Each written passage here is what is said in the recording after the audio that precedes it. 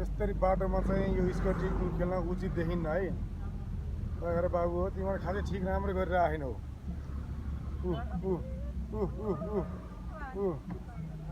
बाटोमा घर बाआमाले कति पिर मानिन्छन् छोरो कता गयो लकडीहरू यहाँ सब स्केटिङ खेल्दै अब यसरी नि हो।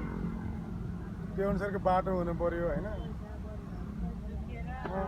झुकेर गाडीमा लायो भने के हुन्छ यस्तरी यस्तै राम्रै हुँदै होइन कि यस्तरी हेर्नु अन्त यस्तरी अनि यस्तरी नै हुन्छ।